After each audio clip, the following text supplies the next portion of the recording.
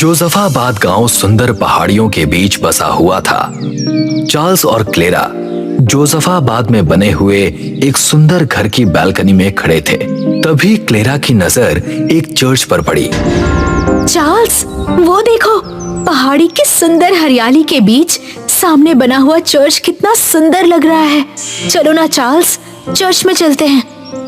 वैसे तुम्हारा ख्याल बुरा नहीं है। वैसे भी आज हमारा इस गांव में पहला दिन है और अब हमें यहीं रहना है। इन गांव वालों में घुलने मिलने के लिए चर्च से ज्यादा अच्छी जगह कोई नहीं हो सकती। कुछ देर बाद चार्ल्स और क्लेरा चर्च के गेट के बाहर खड़े इधर उधर देख रहे थे कि तभी उनके कानों में एक महिला की आवाज टकराती है। तुम दोनों कौन हो? तुम इस गांव के तो नहीं लगते। चार्ल्स और क्लेरा ने देखा तो उनके पीछे एक औरत खड़ी थी और उन दोनों को घूरे जा रही थी। मेरा नाम चार्ल्स है और ये मेरी फ्रेंड क्लेरा।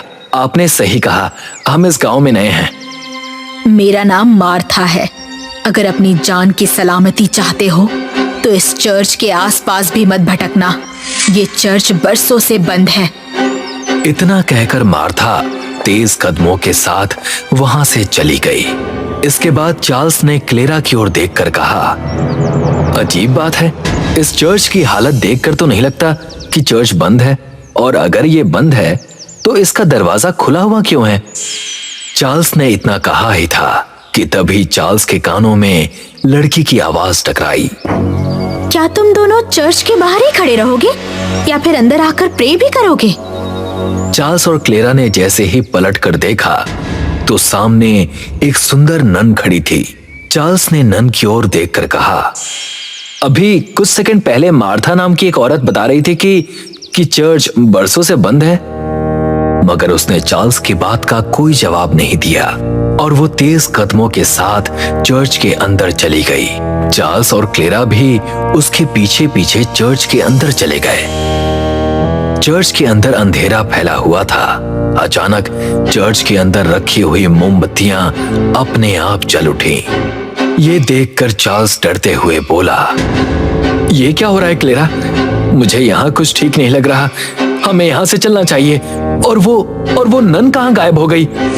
तभी चार्ल्स और क्लेरा के कानों में किसी औरत के गुर्राने की आवाज टकराई।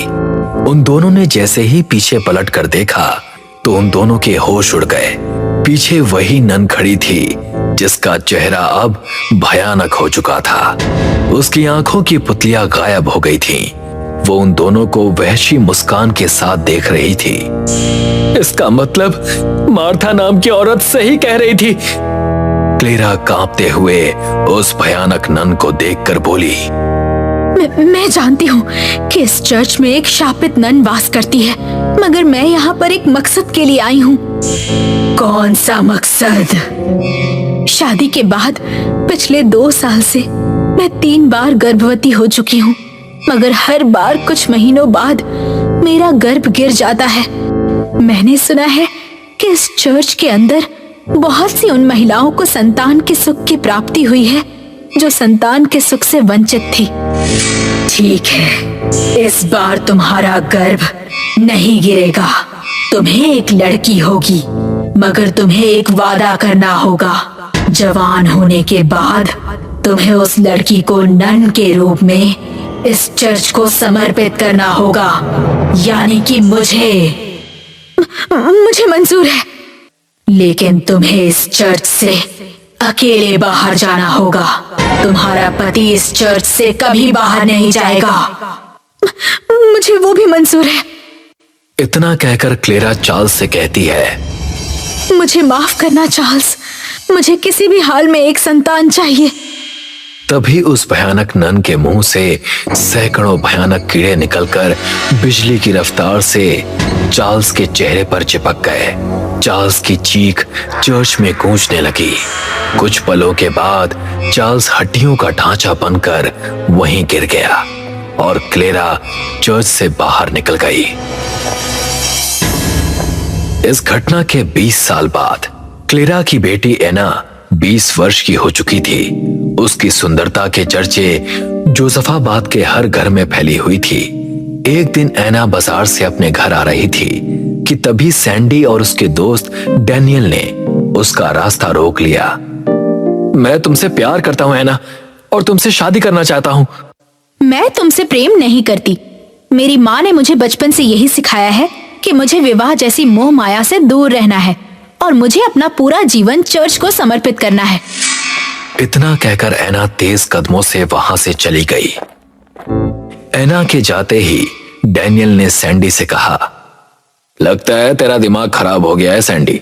जानता है कि एना शापित है। जोसेफाबाद के लोग उस चर्च के आसपास भी नहीं भटकते, मगर मैंने देखा है कि ये एना चर्च के अंदर बेधड़क घुस जाती है। और वैसे भी एना एक नन बनने वाली है। हाँ, जानता हूं कि एना नन बनने वाली है, उसके बाद भी मैं उससे प्यार करता हूं। डैनियल डरता हुआ सैंडी की दादी मार्था के पास जाकर कहता है, मुझे आपसे बहुत जरूरी बात करनी है आंटी। सैंडी एना के प्यार में दीवाना हो चुका है और पूरा गांव एना और उसकी मां से घबराता है। तभी वहां पर सैंडी आ पहुंचा और डैनियल की ओर देखकर बोला, तुमसे एक छोटी सी बात भी हजम नहीं होती डैनियल। मार्था सैंडी की ओर देखकर कहती है, तुम्हें एना से दूर रहना चाहिए सैंडी। लेकिन क्यों दादी? आखिर क्यों गांव वाले एना से इतना घबराते हैं? मार्था एक कमरे के अंदर से बहुत ही प्राचीन किताब उठाकर लाती है और उस किताब में एक भयानक औरत का चित्र सैंडी को दिखाकर कहती है, जानते हो ये कौन है? उस चित्र को देखकर सैंडी डरते हुए कहता है, ये तो बड़ा ही भयानक चित्र है। कौन है ये? ये एक शैतान की देवी का चित्र है सैंडी, जो दूसरी दुनिया में रहती है। दूसरी दुनिया? हाँ सैंडी, दूसरी दुनिया। हमारा ये चर्च हमेशा से वीरान नहीं था। बरसों पहले इस चर्च में एक नन रहा करती थी, जिसने एक लड़की के शरीर से आत्मा निकालने की कोशिश की थी, प्रीस्ट से पूछे बगैर। वो लड़की तो ठीक हो गई, मगर चर्च के अंदर दूसरी दुनिया का द्वार खुल गया और जिस शैतान की देवी का चित्र तुम देख रहे हो, उसने एना के शरीर पर कब्जा जमा लिया। तब से वो नन शापित हो गई। लेकिन उस शापित नन से एना और उसकी माँ का क्या संबंध? गांव वाले एना और उसकी माँ से इतना क्यों घबराते हैं? एना की माँ और पिता बरसों पहले मुझे उस चर्च के बाहर मिले थे। मैंने उन्हें चर्च के पास रुकने के लिए मना किया था, मगर वो नहीं माने और अंदर चले गए। कहते हैं कि कुछ देर बाद चर्च के बाहर सिर्फ एना की माँ निकली थी और उसके पिता का तब से कुछ भी नहीं पता चला। उसके बाद ही एना ने जन्म लिया। मैंने क्लेरा के बारे में पता किया तो मुझे पता चला कि क्लेरा के 3 बार गर्भ गिर चुके थे। जरूर उसने उस शापित नन से अपने लिए एक संतान मांगी होगी। उस नन के अंदर जिस शैतान की देवी ने कब्जा जमा रखा है, वो अपनी बेटी को इंसानी कोख के जरिए इस संसार में लाना चाहती है। क्लेरा से पहले उसने जिस इंसान की भी संतान की प्राप्ति कराई, वो संतान 10 वर्ष बाद ही इस दुनिया से चली गई। मगर एना अब तक जीवित है। एना शैतान की बेटी है, वो शापित है सैंडी। अपनी दादी माँ की बात सुनकर सैंडी चुप हो गया। आधी रात का वक्त हो चुका था। क्लेरा अपनी बेटी एना के साथ गहरी नींद में सो रही थी कि तभी कमरे में अचानक काला धुआं फैलने लगा। अचानक क्लेरा की आंख खुल गई। उसने देखा कि वही भयानक नन उसके सामने थी। एना अब से केवल चर्च में ही रहेगी और वो चर्च के बाहर अब कभी भी नहीं निकलेगी। ये सुनकर क्लेरा बुरी तरह से चौंकती हुई बोली, लेकिन तुमने तो कहा था कि मेरी बेटी को चर्च के प्रति समर्पित रहना होगा, एक नन के रूप में। लेकिन तुमने ये नहीं कहा था कि वो चर्च से बाहर अपना कदम भी नहीं निकालेगी। तुम्हारा काम यहीं पर खत्म हुआ क्लेरा। अचानक उस भयानक नन के मुंह से भयानक कीड़े निकलकर क्लेरा के चेहरे पर चिपक गए। क्लेरा एक भयानक चीख के साथ कंकाल बनकर वहीं पर ढेर हो गई। तभी एना की आंख खुल गई और वो किसी सम्मोहित अवस्था में उस भयानक नन को देखने लगी। उठ जाओ एना और अपने उस प्रेमी को जो तुमसे सबसे ज्यादा प्यार करता है चर्च के अंदर लेकर आओ। इतना कहकर वो भयानक दिखने वाली नन वहां से गायब हो गई। ऐना किसी सम्मोहित अवस्था में अचानक उस कमरे में पहुंच गई जहां सैंडी गहरी नींद में सोया हुआ था। अचानक सैंडी की आंख खुलती है और वो अपने सामने ऐना को देखकर बुरी तरह से घबरा जाता है और कहता है, तुम अंदर कैसे आई ऐना? चलो मेरे साथ। चार्ल्स किसी सम्मोहित अवस्था में ऐना के साथ चर्च के अंदर चला गया। चर्च के अंदर उस भयानक नन को देखकर चार्ल्स का सम्मोहन टूट गया और वो कांपते हुए ऐना की ओर देखकर बोला, ये कौन है ऐना? ऐना एक शैतानी मुस्कुराहट के साथ चार्ल्स से कहती है, ये मेरी माँ है चार्ल्स, तुम डरो मत। जैसे ही मैं और मेरी माँ तुम्हारे शरीर का खून पिएंगी, हम दोनों की शक्तियाँ जो इस संसार में पूरी तरह से काम नहीं करती वापस आ जाएंगी। इतना कहकर ऐना का चेहरा उस भयानक नन की तरह भयानक हो गया कि तभी उन दोनों के कानों में मार्था की आवाज टकराई। मैं जानती थी कि ऐसा कुछ होने वाला है। ऐना और उस भयानक नन ने जैसे ही पलट कर देखा तो उनके पीछे मार्था हाथ में बंदूक लिए हुए खड़ी थी। ना जाने कितनी कोशिश के बाद मैं अपनी बेटी को किसी इंसानी कोख के जरिए इस संसार में ले आ पाई हूँ। मूर्ख औरत, तुझे क्या लगता है तू इस इंसानी खिलौने से मुझे और मेरी बेटी को खत्म कर देगी? मैंने तेरे और तेरी बेटी के बारे में प्राचीन किताबों में बहुत कुछ पढ़ा है और मैं जानती हूँ कि तुम दोनों जैसे ही मेरे बेटे सैंडी का खून पियोगी, तुम्हारी शक्तियाँ वापस आ जाएंगी और तुम दोनों मानवता पर कहर ढा दोगी। मैं ये भी जानती हूँ कि मैं तुम्हारा मुकाबला नहीं कर सकती और उसके बावजूद भी तुम यहाँ मरने चली आई। तुमने मेरी पूरी बात नहीं सुनी। अगर मैं अपने बेटे को मार दूं, तो मैं ये भी जानती हूँ कि तुम दोनों हमेशा के लिए इसी चर्च के अंदर कैद होकर रह जाओगी और तुम्हारी शक्तियाँ भी खत्म हो जाएंगी। तुम दोनों के कहर से मानवता को बचाने के लिए अगर मुझे खुद अपने बेटे की बलि लेनी पड़े तो मुझे कोई हर्ज नहीं। इतना कहकर मार्था ने तुरंत गोली चला दी। ये तूने क्या किया? अपने ही बेटे को मार डाला। तभी उस भयानक नन और मार्था के शरीर में आग लग गई। मार्था तुरंत उस चर्च से बाहर निकल आई। एक तेज हवा के साथ उस चर्च का द्वार बंद हो गया। बाहर डैनियल कांपता हुआ मार्था से बोला, ये आपने क्या किया? इंसानियत को बचाने के लिए मेरे पास इसके अलावा और कोई चारा नहीं था। अब शैतान की देवी और उसकी बेटी हमेशा के लिए इस चर्च के अंदर कैद हैं। अब वो कभी बाहर नहीं आ सकती। इतना कहकर मार्था डैनियल को लेकर वहां से चली गई। ये बात 1940 की है, जब भारत में अंग्रेज रहा करते थे। संतोष बाबू अंग्रेजी सरकार में भाप वाली ट्रेन के ड्राइवर थे। उस समय हमारे देश में भूत प्रेत बुरी शक्तियों का प्रभाव ज्यादा हुआ करता था। हर दिन एक अंग्रेज रेलवे कर्मी एडवर्ड संतोष बाबू के घर ट्रेन की समय सारणी का पर्चा देने आया करता था। एडवर्ड हिंदुस्तानी परंपरा और संस्कृति से बहुत प्रभावित था। उसे साधु संतों और मंत्रों से बहुत लगाव था। एडवर्ड सिर्फ नाम का ही अंग्रेज था। गुड मॉर्निंग संतोष बाबू, ये रहा आपका आज की ट्रेन का time table. Good morning Edward ji. आओ बैठो, चाय पी लो। अरे नो थैंक्स, मैं चाय पी कर आया। आज के टाइम टेबल में कुछ बदलाव है, आप देख लीजिएगा। अरे एडवर्ड जी ये क्या? मेरी ड्यूटी तो डे शिफ्ट की होती है, पर आज तो नाइट शिफ्ट का टाइम टेबल आया है।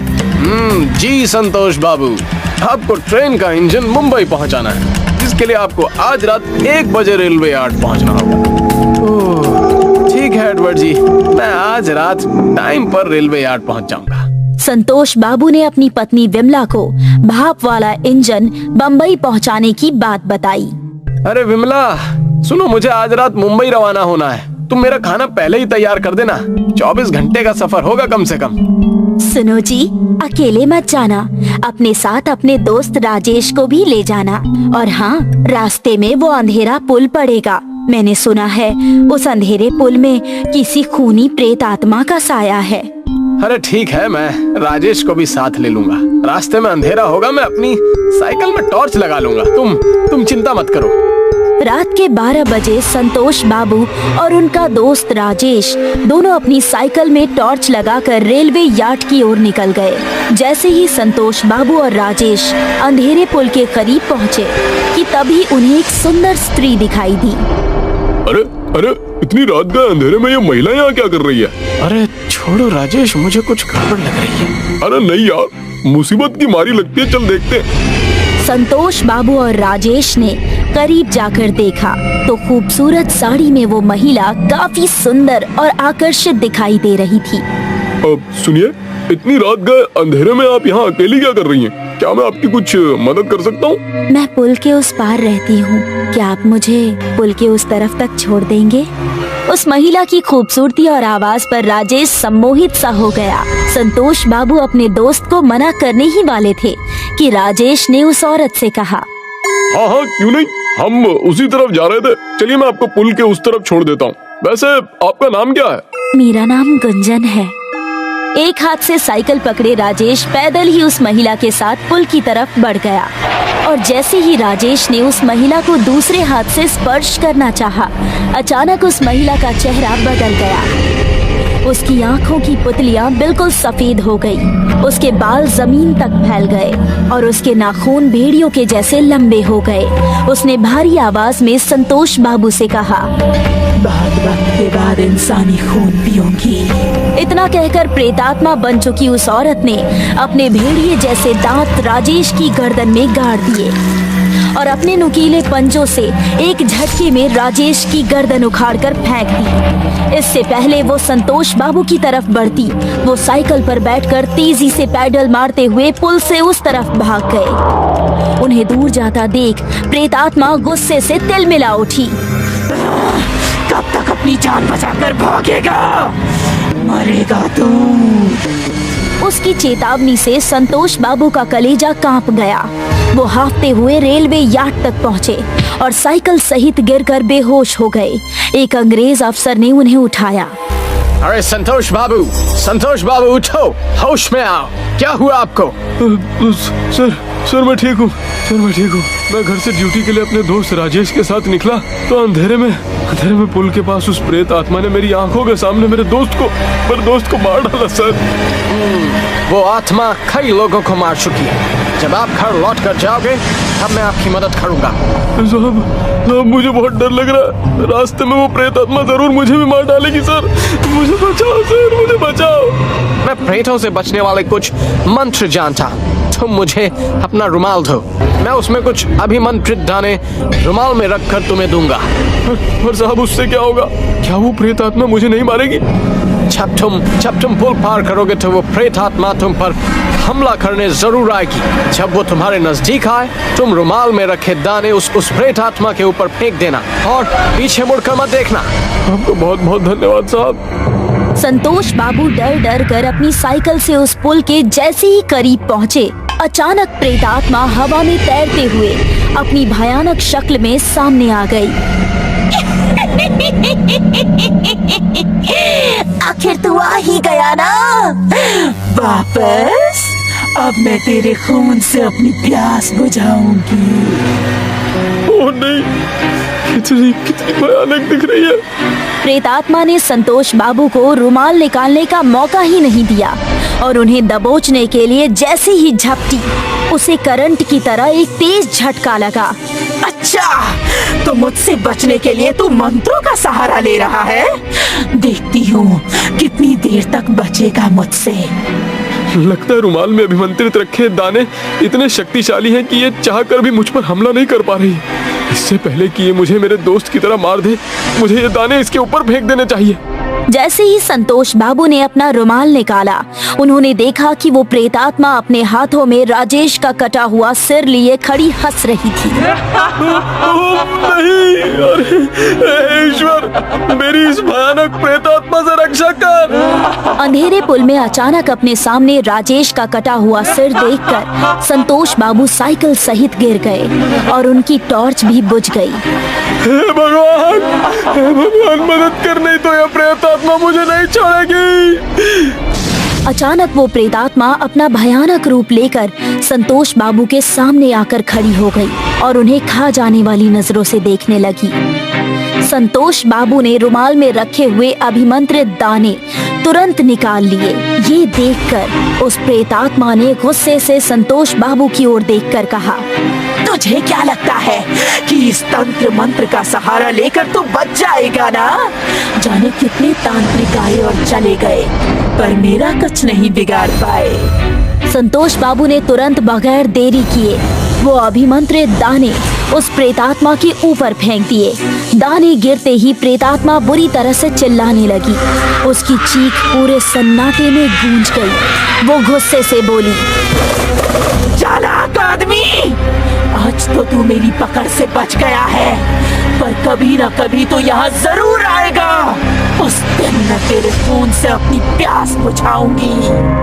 प्रेतात्मा की भयानक आवाज संतोष बाबू के कानों में पड़ रही थी, पर उन्होंने पीछे मुड़कर नहीं देखा और तेजी से घर की ओर निकल गए। घर पहुंचने पर, अरे आप आ गए, इतने घबराए हुए क्यों हैं आप? मेरे कुछ मत पूछो विमला, मेरा दोस्त मारा गया उस अंधेरे पुल में। और तो और अंधेरे पुल की वो प्रेत आत्मा मेरी भी जान लेने वाली थी।